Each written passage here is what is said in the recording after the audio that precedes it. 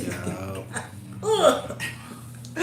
Praise God. Hey, before we 5 minutes into the show, y'all fighting already. No. Hey, No, welcome. no. You guys, first let's let them know about the 28th, Saturday. Yes, we're going to be at 1742 West 99th Street, Sanders Barbecue Supply. Own voice. Conversation over in person. Yay! So if you were there in July, you Right. know you have to be there in September. The conversation will be juicy. The food is delicious. The people are Everything's beautiful. lit, Yes. lit, and yes. It's going to be outside. We're going to have a great time. Let's enjoy the last few days of this great weather before we have to take everything indoors. And the owners look like us. Mm. It's also an opportunity for you guys to join into this conversation. There's so much more to talk about, and I think that if it's anything like last time, everybody's going to leave with a broader sense of everything. Yes, Literally. absolutely. Absolutely. We learned a lot. Yes, I always do. I always learn a lot from listening to other people's perspectives when we're in person. It's very interesting. I really love doing the in-person events. I love talking to y'all in person. Love it. Tonight we're not in person, but we are having a good conversation. We are talking about, when you're in a relationship and what if your significant other or spouse's people, their family, whether their parents or their kids, do not Their like you. cousins. Yeah, well, cousins aren't as big of a deal. If they on parole, they are. Oh, Gary. I guess See, if y'all they ain't like not- your sibling, maybe. See, I've been through some different stuff. I'm traumatized. My gosh, right out the gate. Okay, Boom, so, boom, boom, boom. so what would happen? So I'm gonna tell you that happened to me. When I was engaged to my my husband. No, when we were engaged. We were engaged for, I don't know, maybe a year or so. And but prior to that, we dated for about 3 or 4 years. And his grandmother did not like me. She couldn't stand me, as a matter of fact. And she thought that I was prissy and wasn't going to want to have children because I wasn't going to want to ruin my figure. And she used to make little slick comments. But what you gonna say? It's his grandmother, So I just had to just bite my tongue and take it. And then Did you ever, though? I mean, I gotta ask. Did you ever envision just choking her out? never. Okay. No. Okay. So, but in my mind, her name was Hazel. So, in my mind, I would say witch Hazel in my mind, stuff like that. But I would never envision unaliving her. But she That's the extreme. But you can lay hands on somebody. never did I imagine doing things like that. But nevertheless, she lived in California, and we would visit, and she would make little comments. But when we got married, and then I had my first child, she saw what a great mom I was, and she used to talk about it all the time. She used to talk about what a great mother I was, and then when I had my daughter, she was so in love with that girl. It was beyond ridiculous. So it's a happy ending. It was okay. I'm going on, Yeah. but yeah, it was a very happy ending. It was so. I'm just saying this to say things could change. Okay. So it doesn't have to be a forever thing that they can't stand you. So before the happy ending, I'm gonna take you back, rewinding to the dating process and engagement time frame. Did you try and win her over? That's what I'm thinking in my mind. I feel like in I that might have. situation, That when was you a want to be long with time someone, ago. you kind of want to win them over, so you love on them harder. And I was in my 20s, so I might have tried to do that. In my 20s, I was probably wanting her to accept me. I wasn't the person that I am now. That would have been like, it is what it is. I don't really care. I cared. So She ain't gonna be around here much longer. But I mean, there's nothing that you can recall to say, I tried this, I tried that, I tried No. this. No. No. And just for the record, this story went on because he distracted me with his comedy. I wasn't even listening to this comedy. I'm like, what joke? You never listen to I me. was interrupted. Go All on. right. I'm sorry. No. I'm just saying this to say I did have that with his family, and it turned out to be it did like a 180 after a while because she turned out to be my biggest advocate. Okay. Like when I think about the situation, you guys were kind of taking it like more lightly, and you with your unaliving jokes. I never use that term, phraseology, or anything. Choking out, Choking Yeah. out. ninja. That's passing out. Okay. That's, you know. Whatever. I just look at this as something that could just literally be a death sentence for a relationship. For me, I come from a very close family, and when I date someone, or if I'm thinking about like integrating this person into my life, I need them to integrate into my family because we do so many family things that I couldn't imagine it being contentious, you know what I mean, bringing somebody around, or it just being a lot of tension in the air. And as close as, I want to be with my children's friends, boyfriends, mates, whatever, girlfriends, I can't even fathom them not liking me or me not liking them. I feel like I can't speak for them, but for me, I would be like, in my day, it would have probably been a deal breaker. And it almost was. It was just the fact that I was grown. I had a situation where I did something really goofy, or we did something very goofy, and my mother wasn't happy with that. And she let it be known that she wasn't happy with that. But we worked that. You and the person that you were dating. Yeah. Did something. We worked through that to get it back on track with the family. So it was like, whatever it takes, we're going to correct that. You know what I mean? That's why I asked that question. Can you recall it? I did A, B, C, D, E, F to make this better. As you were speaking, I do remember like during Thanksgiving, I would, be the first one to pop up like after we would cook together, to try to wash the dishes and being proactive. Because I was trying to prove I'm not the prissy, I just want to do my hair and look pretty girl. I'm not that person. Yeah. And that's how she perceived me. Make us hurry. Which was interesting because she was a very beautiful woman. So I would imagine that she probably had a lot of that discrimination. Or maybe she was then. projecting. Okay. Well, she's not here to defend herself. She is not. So, She did pass away, sadly. And I'm no therapist. right. So, have you ever had a situation where maybe the mom, the dad, at this juncture in life, the children, the grandchildren don't like you? You guys just didn't hit it off?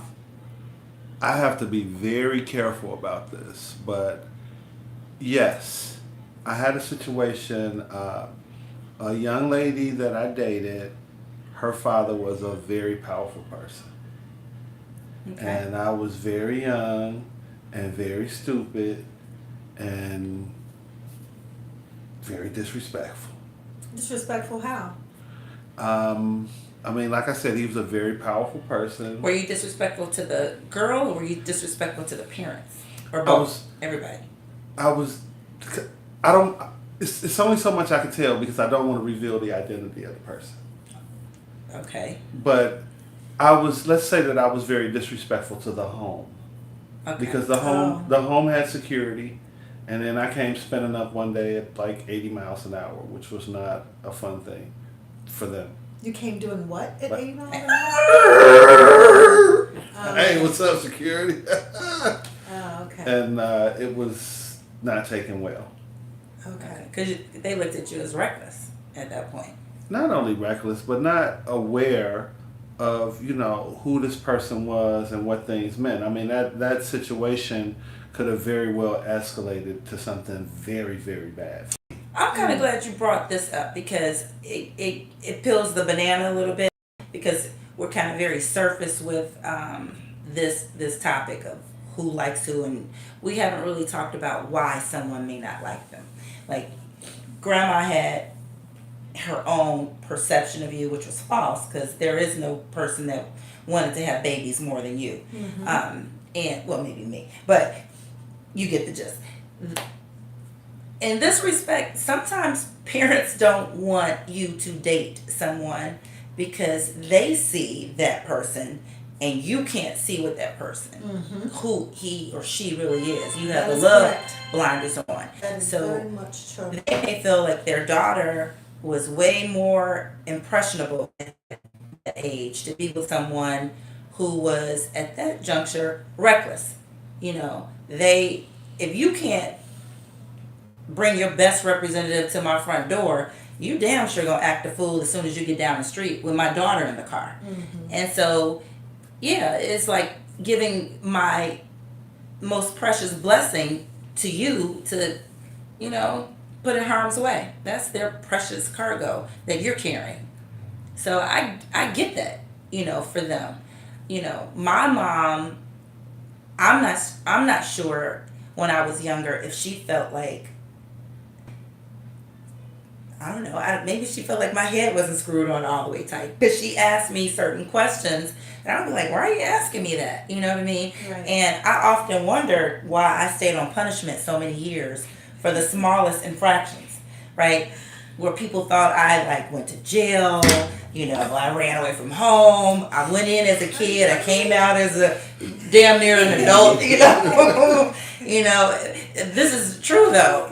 But I think she felt like she needed me to be just closer to her to make sure that, I'm not so sure about this middle one. Right. And so, anybody who was coming into my life, she needed to feel like they're not gonna tip the scales the wrong way, because I'm not sure if she's gonna make the right decisions. You know what I mean? Right. So. But you're right. Parents have the ability, just like we're parents now, when you and I are, we have the ability to see what our children don't see. Yeah. So, and all the explaining in the world just doesn't matter. It doesn't. You just have to just push your kid aside and then protect. It's funny though, because it becomes a tug of war, because the kid, everything that you have, your kid has as well. So that stubbornness, that tenacity, that stick-to-itiveness, your kid has that, plus whatever your mate has. So they're working out of both kits, and I couldn't get you all to give up anything ever. So imagine what a parent is coming to and saying, well, hey, I'd like you to really listen to what I'm saying. You're like, yeah. Okay, I'm gonna do what I want to do. So on the flip side of that same coin, what if you were dating someone and you didn't like their child? I've had that happen before. You really? Yeah. And how did you handle it? First of all, why didn't you like this woman's child? I didn't like the way that the child was being raised. Okay. And I felt like the child was not really required to be accountable in ways that children should be accountable. I thought that, the mother was kind of setting them up for not to be successful. And it was a situation, and I said, I didn't just come out of a bag. I said and pointed out certain things and tried to do the things that I could do. How long were you dating her? 2 years. Oh, okay. And I mean, and the kid wasn't totally at fault, nor was the mom. I mean, at that time, I was a much younger person and full of myself. So oh, absolutely. I'm borderline narcissist, but I'm like, that was sarcasm, right? But okay. No, I'm owning that. I didn't know. No, yes. There were parts in it that I played that, I know now as an older person that is, you have to handle that situation when you are dating someone's mom a little different, a little delicately in some cases. So, I mean, some people are real cool, you great. You don't even have to buy them a hot dog or nothing, take them for ice cream. It's just like, come on. So I've been in that situation. I mean, after, my kid's dad and we parted, I dated a couple of people, and my son didn't like anybody. He was like, absolutely not. But that mattered to me. Like, if he didn't like him, I'm like, in my mind, this is not gonna work because my kids just came first, and that's really how I felt about it. And I can't imagine blending a family and there not being a good relationship. Honestly, my 10-year relationship is the only person that my son has like approved of. Like they have a close relationship together. In the case of children, it's difficult because, you have to kind of be the adult. And kids are really, people tend to fight with the tools that are available to them. So a kid is going to weaponize themselves in the ways that they can. And usually it's acting out. And you still have to be an adult in that situation and, recognize, number one, that the kid is acting out and give an appropriate response, because what I don't want you to feel like is you can do whatever you want to do, but I also don't want to overstep the boundaries that I am not your father, and I should have some level of empathy or grant you some grace that you don't want anyone to date your mother. There's a part of it where I have to be the adult in that situation. And that hasn't always happened. At times, man, I squared up with kids. I punch you in your little throat. Oh my God. So, I mean, we are past that point. Our kids Yeah. aren't kids. So I kind of want to take this to a different level. Like, what if right now you met somebody, and his family just didn't like you today? And this, so we aren't really talking about, it could be kids, but they're grown. It could be their parent, but you're grown. And sometimes that matters. When I said kids, I didn't mean like little children and back in the day. I meant like now, your adult child does not like your person. Yeah. I think that probably plays a big part of that adult child is still at home. That's a big deal because this is where you probably are doing a lot of living, interacting. Yeah. But And just social activities. I mean, Yeah, I getting wouldn't together. want to be uncomfortable at whoever's graduation, and this knucklehead is acting out as Right. an adult. Right. But I don't feel like it could be just one of those things like he's just a kid or that's just mom. I do feel like it's worthy of a conversation. If you want to resolve something, you have to be willing to communicate because whatever their point was, even grandma, whatever her point was, in her heart she felt this way at that time. She was proven to be wrong, but she still felt that way at that time. And had she been right, that would have been a problem, right? Yeah, absolutely. Had she right. So like, what if the kid, hell, you're like, you bringing this dude home like he's the next. My stepdaddy. Yeah. And I seen him out in the streets already. He ain't ready for you. What I'm saying is that they may have information that you may need to hear. Or they may know something that you haven't processed in your decision making to choose this person as your mate. Well, I went out with someone, and I want to be careful not to name names here. And she had an adult son, or has an adult son. And so, I knew the son, and before I started going out with her. Oh, okay. From just being out on the scene. If I give the contextual Just- information, yes. I'm going to Just reveal yes the or part. no, it's fine. Yeah. Yes. So yes. Yeah. We'll take yes. So anyway, I was, before we started dating, I told her, I said, hey, I like you, I'm feeling you, but I'm going to have a conversation with your son. And we went out and we had a drink. And it was like, hey, man, I'm feeling your mom. You're going to be seeing a lot more of me. How do you feel about that? And he was cool. Okay. And we worked it out. But I think a lot of times this conversations, even in the case of what you're saying, an adult, but especially with a younger person, you can't just change somebody's reality in 3 weeks. Right. You have to kind of ease into that. And you have to be mindful of those things because typically the child is not able to articulate how they're really feeling. So it may take them a moment to even get to that space Yeah. where they can say that, man, I'm not feeling you. I hate you and I think about killing you. That's not, okay. What's but not, with you in this unalive thing? that's the first time that I've actually said it. But, but I mean, I seriously. gave him a pass because he was talking about a child at this time. But okay. But seriously, that child is not able to articulate that, I have some unresolved feelings with my father, and here you come, or you're just, another in a long line of fellas that's gonna break my mother's heart. And So sometimes it's not about not liking that person is what they represent because they just want their parents to be together. that situation, Yeah. I went out. I was the first person to go out with a young lady, and she was recently divorced, and the kids were still living at home, and they were not well. One was especially not happy. The other one was like, "Cool, do I get ice cream?" And the little girl was just, not the little girl, but the younger lady. She was very adorable. Just, hey, Okay. can we get pizza? So she was cool. But the oldest was like, nah, man, I'm not feeling you. And if I ever get the chance, Go ahead and say it. I'm gonna let you see these hands. Okay. So I still kind of want to migrate the conversation to more of an adult Okay. life and then leave these kids. Because we don't have kids. Right.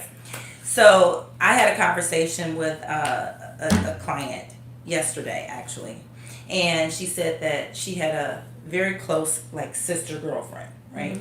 And the sister had gotten into a relationship with a really nice guy, like doing really well for himself, and he was really ready for a relationship. Attractive, gainfully employed, could cook, loved to entertain. He had no red flags.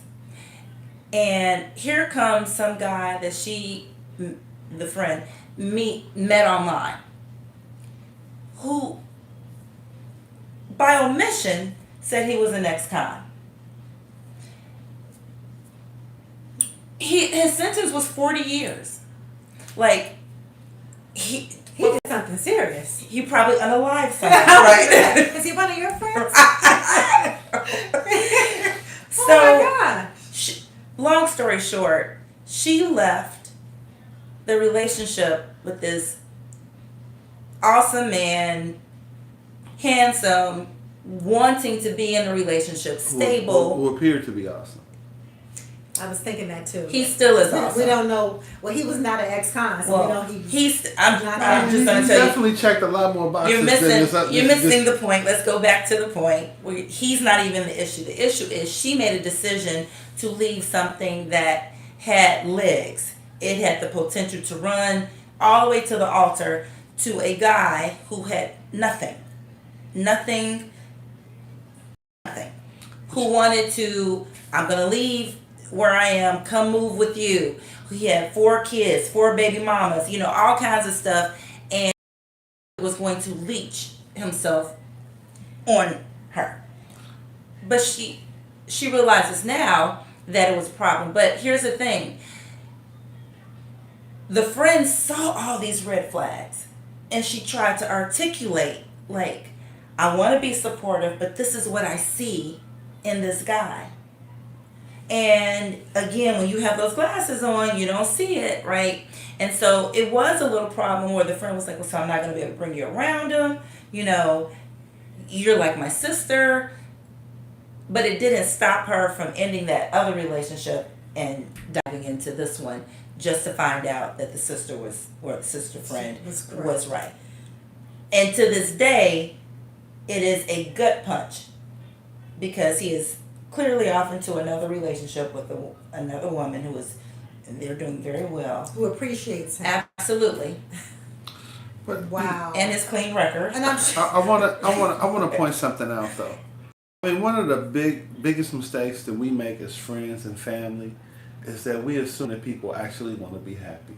There are some people that they love that chaos. They thrive it. Yeah. That's very true. And so we assume, because we will project like there's no way that I would ever want to. Is that a good point to what though? That's a good point to what? I just wanted to point that out, is that we make the assumption that people want to be happy.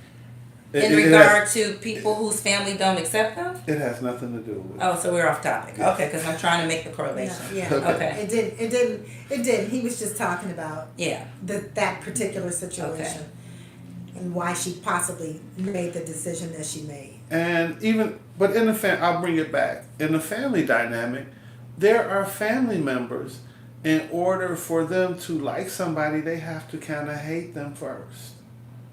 What do you mean? Like a family, kind of like, say, my own. They, there's a certain segment of it that in order for them to really like you, y'all had to have a couple knockdown drag 'em outs. Oh, really? Yeah, in order for them to really love you, because it's almost like a bully mechanism. Like, He is not talking about Marla. I'm just saying. we're not naming. I don't know what family member you talking about, but it ain't my We're girl. going to get the producers in here, and she is naming names. That she clearly named the name. It is not my I didn't girl. think he was, but No. I to your question, no, I'm not talking about her. But there is a segment of my family that, in order for them to really rock with you, in order for them to to be your bottom, just man, I got you. They had to y'all had to have a knockdown drag 'em out first. okay. That's I have different. not heard of that, Right. but okay. But never mind. That'll take us off topic. But yeah, I've not heard of that. And sometimes as men we do this. There's sort of a rite of passage. So man, if That's what I was gonna say. you all are my sisters. So somebody that's coming in, I'm not making it easy. I'm So I'm there not. has to be some hazing involved. Yeah, exactly. Yeah, absolutely. So what I was thinking is that some men operate like that, not in a family sense, but in their dating lives. They just, in order for me to give you my heart, I have to see how you handle the adversity and the bullshit that I throw at you first, and then once we have had turmoil, the ups and downs, and we can work it out, and then I'm gonna be good to you. Some people have gone through that. Yeah. And yeah. And I mean, for someone, I am in a very unique situation in terms of like my father's side of the family. There are not a lot of male children, and my father is one of 10, and he has 3 or 4 sisters that have between 8 and 10. So it's a lot of cousins, and most of them are girls. So man, you have to get vetted before you come into the family. And I never met nobody that was like, oh, dude was cool. It's like, oh, yeah, what up, bro? I don't think there's anything wrong with a vetting process. I think that It got goofy at It's times. normal. we kind of do it anyway. When we talk, oh, do you know so and so? Do you know What high so school and so? did you Right. go to? All of that, or even it could go a little deeper, but it's normal. But the whole hazing thing, I can say that I haven't had that happen, but I guess a part of that could look like people give you little tests to see how you're going to handle a certain situation. Not necessarily, it has to be tumultuous, but at the same time, they may see, how she, go handle this. Right. You Yeah. know, Some people whether do it's, that. are you trustworthy? If I tell you something, are you going to repeat it? Or, Right. if I put this money here, is it going to be there 3 weeks later? Or little things to see, again, if something has legs at all. But, to your earlier point, at this stage of the game, having an AARP card, I'm a lot less likely to try to ingratiate myself to someone who is not trying to feel me for whatever, especially if they don't know me. Now, if I've done something, I'm a little better at owning the stuff that I've done. But if Same. I'm looking at you and I just met you, and you coming, I have zero energy for that. I have Same. zero energy to make you feel good, whole, or whatever, wherever you and your therapist left off. I don't know how that looks. I'm not trying. I mean, I'm gonna be respectful, but I'm not trying to please anybody that is just not liking me for something that they can't articulate or that's not reasonable to me. And if I did something, I own it. I really do. And if you didn't do something and they came at you sideways, I won't put it on you, but if I didn't do anything to you, and you come at me sideways, I'm going to defend myself. I will verbally defend myself, and I'm gonna be done with you. I'll be cordial, but we're not gonna be, we're not reconnecting as in any, friends or anything like that. Yeah. It's just, no. You show me who you are, I'm going to I'm believe going you. to believe you. So for me, pull it back to the topic. If I chose someone, I I think this is probably why I don't like a lot of people. Like I'm looking for a certain type of person. I want to feel like you made a good point with an AARP card, as old as we are. There is not going to be a time from this point to the future where we will not need someone. And I need for my person to see my life and see where they can interject and make it easier or better. And for me right now at this juncture, I'm a caregiver. You know what I mean? I need for them to empathize with what I am doing and not just care about me, but care about my family. You know what I mean? I need that. And I couldn't imagine being in a relationship where the person doesn't really care for my family or my, you know what I mean? Or they don't care for them. That couldn't work for me. And I want the same exact thing for his family. I need to be a part of that family. I don't know how to love a little. It's not in my DNA. If I love you with my whole heart. And I need to be able to express that, or you're stifling me. And I can't see life where holidays and birthdays and funerals and weddings and baby showers can't be a loving and joyous occasion, or a family that grieves together. I just can't fathom that. So I don't even know if I could get to the point of show me who you are, I believe you, and all of, because I just couldn't be in it. Can't do it. No, I agree with you. Totally. But the problem is, what happens if this break in the family happens once you are already established, or if you're already married? Then you have to work. Then through you that. have to. Mm-hmm. You have And then you would open need your, heart. if you're married.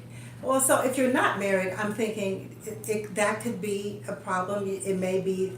It could be the nail in the coffin for a relationship. When you're married, you tend to want to stick things out and work through them more so than when you are just in a relationship, or just a dating relationship. And when you're married, you're the person that you're married to. That's your rock. That is the person that's going to defend you. That's your immediate family. So not your grandmother, not your mother, all that. Your immediate family becomes your spouse and the people who live in your house, your children. So when I was married, and his grandmother didn't like, because I was married 5 years before I had my first child.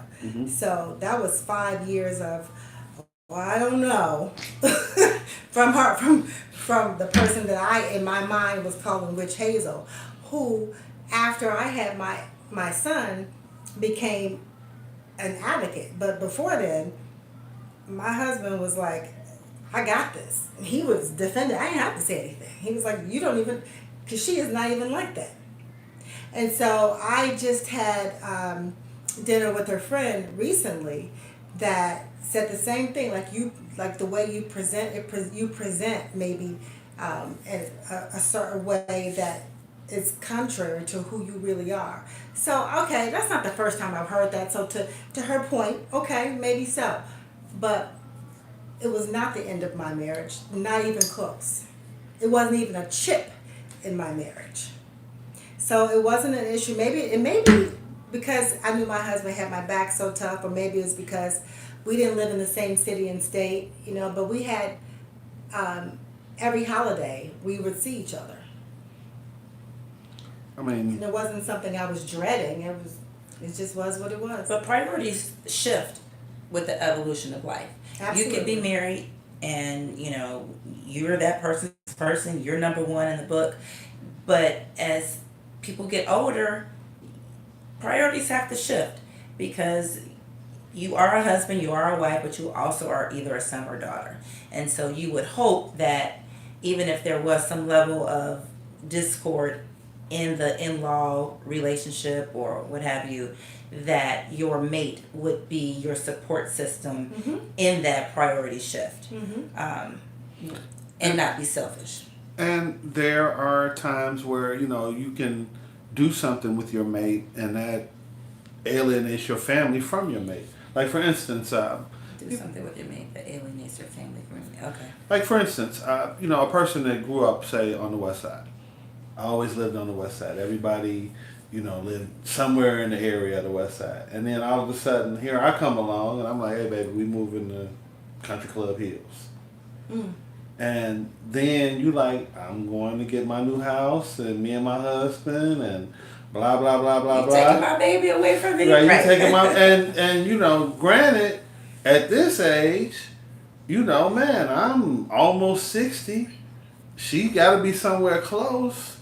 And mama, is at least 76. At least. And she talking about you taking my baby. But that's something that now the whole family don't like me. Mm. And you be like, I got a room for mama when she needs us. Then it'll be okay. And, there's a part of me where that arrogance of, I'm really not, hey, we talked about it, you cool with it, I'm not going to really try to mitigate it in any way, She'll deal with it or not.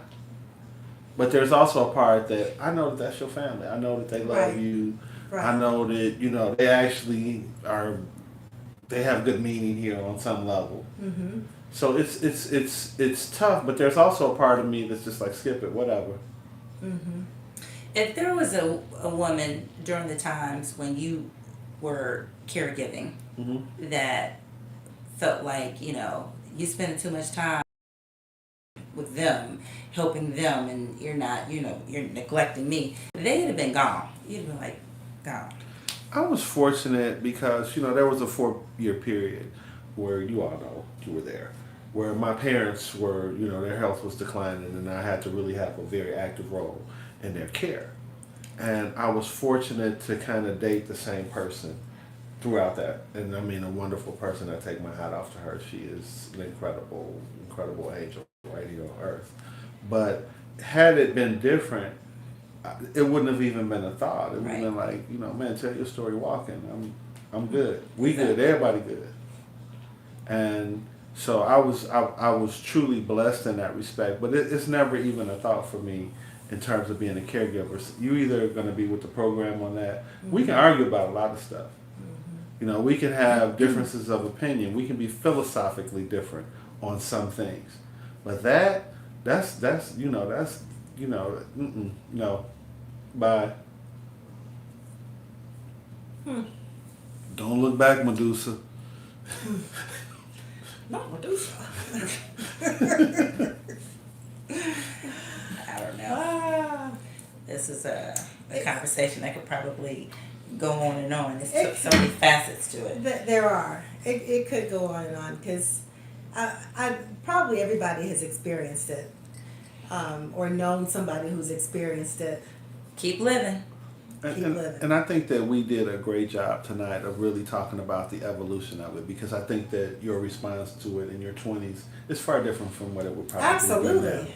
100%. And But our responses in our 20s for anything is probably a lot different from how we would process and feel and behave now. Some things. But not for me, but yeah. But I mean, we have evolved to your point. I have definitely evolved. And in your evolution, I think that it's as your evolution goes up, your tolerance goes down. I think it's an inverse relationship. In your youth, you'll put up with a lot of stuff. Now you just don't even really have time to argue. That's right. You almost like, hey, was it Muhammad Ali who said, if you as a man, if you are thinking the way that you did in your 50s, that you did in your 20s, you haven't grown? Mm-hmm. It's true.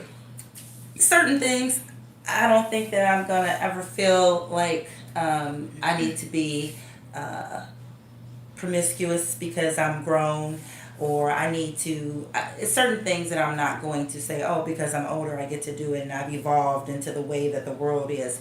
Yeah, I'm still that same traditional, maybe borderline prude. So, Muhammad Ali, sorry, deuces. But I think that there is a part of it that you do ascribe to. I think that, at this age, something you're not even gonna really discuss or have conversation with somebody, like I'm not even gonna even dignify that with a remark. 'Cause it's stupid. You're stupid. You know, why would I even say anything to that? So I think that, yeah, you know, I think your core values are gonna probably stay, hopefully, somewhat the same.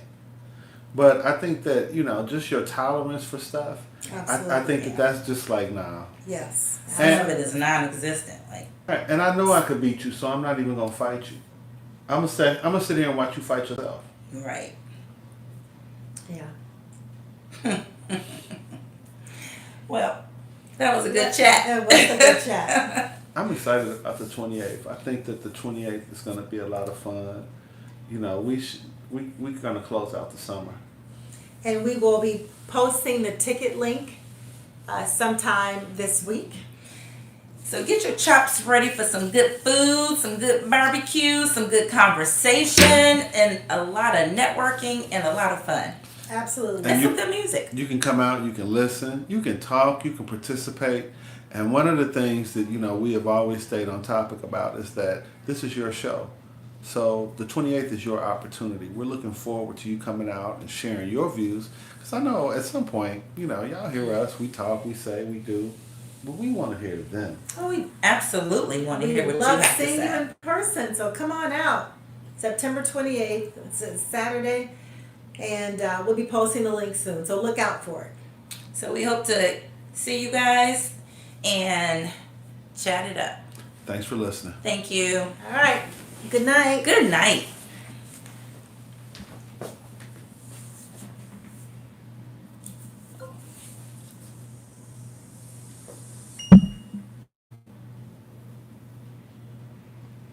And it's going to be one more.